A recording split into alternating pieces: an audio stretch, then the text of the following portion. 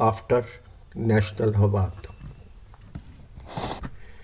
नीलम संजीवा रेड्डी ने, जो भारत के राष्ट्रपति थे, ये अवार्ड देकर मेरा सम्मान बहुत बढ़ा दिया था।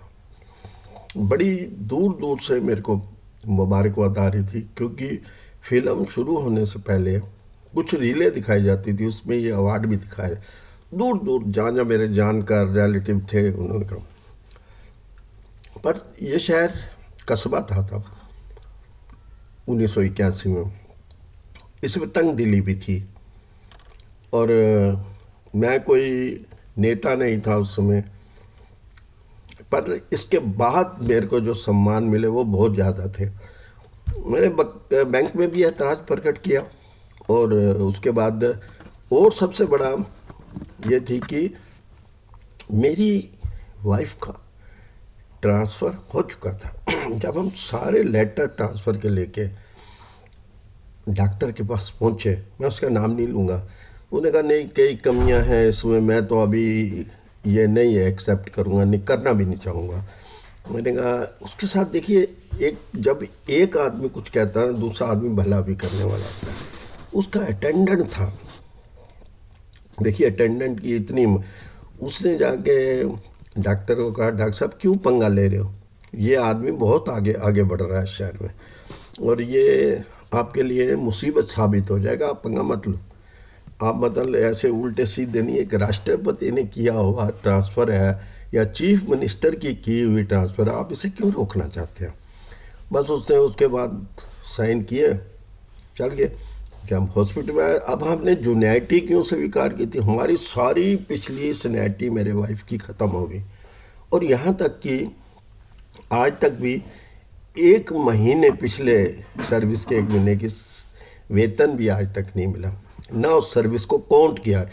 काउंट तो करना चाहिए था, चाहे वो सीनियरिटी ना लेती, क्योंकि यहाँ का स्टाफ एतराज़ करता, जो हम नहीं चाहते। कि मैं भी एक यूनियन लीडर बन चुका था, मैं नहीं चाहता था कि अगर हम ज़बरदस्ती थोपेंगे, जो यहाँ की सीनियर स्टाफ्स हैं वो एतराज़ तो करेंगे ना।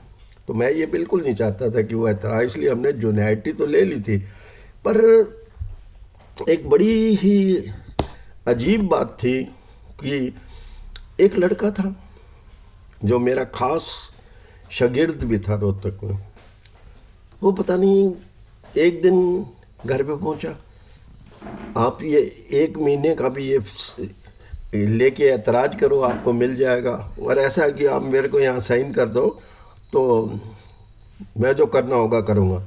मैंने कहा देखो, ऐसे साइन नहीं किए जाते, साइन तब किए जाते हैं जब पूरी जानकारी हासिल हो जाए।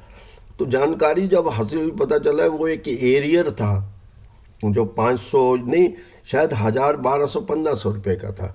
जब वाइफ ने नहीं की तो उसके बाद उसने उधर एक निराशा पैदा हुई उसके अंदर। उसका काम भी यही था, बस स्टाफों के घर जाना, साइन ले लेना और एक कागज़ पे वो चिपका देना। खैर अब तो बड़ा अच्छा सुधार हो गया है, वो सारे सिस्टम हमने अडाप्ट किए, सक्सेसफुल से रहे। और सबसे बड़ी बात ये थी कि मैं सारे बैंकों का एक यूनियन लीडर बन चुका था। लोगों में खुशी हुई बहुत कि उनके काम अधिक से अधिक करेगा, अब मैंने करने थे। और एक उसमें ऐसा प्राणी भी निकला मेरे ही बैंक का, जिसने पंफलेट छपवा के सारे गुड़गांव में बांटे। मुझे बड़ी हैरानी हुई, यार कोई तो हमारे साथ है, पर इज़्ज़त तो बहुत मिली और नाम भी बहुत हुआ। सारे गुड़गांव क्या, सारे डिस्ट्रिक्ट के अंदर नाम हो गया, और मैं उससे ज़्यादा काम करने के योग्य भी बन गया, क्योंकि अब मुझे काफ़ी चीज़ें मेरे दिमाग में हासिल हो चुकी थी।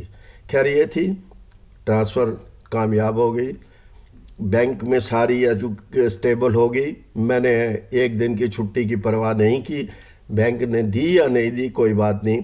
राज्य ने तो बहुत इज्जत दी, प्रशासन ने बहुत इज्जत दी, तो मुझे बैंक की इतनी इज्जत नहीं जानी थी। बैंक के लोग नैरो हो गए थे कि एक हैंडीकेप्ड आदमी ऐसे क्यों इतनी इज्जत मिल रही है। तो इसलिए जो भी उस फ्यूचर में मैंने सोचा, जब भी मेरी कोई ज़्यादा एक्टिविटीज आएगी जो मान्य होगी, तो इन लोगों से छुपा लेंगे, क्योंकि यहाँ मुझे काम करना है, नफ़रत क्रिएट नहीं करवानी। काम करने के लिए मुझे चाहिए, कोई क्या कहेगा, कोई क्या कहेगा, कोई क्या कहेगा, ये कहने के लिए उस समय सब कुछ स्टेबल हो गया, अब मुझे आगे चलना। फिर भी मैं आपको बताऊंगा, अवार्डों की तो झड़ी लगी हुई थी।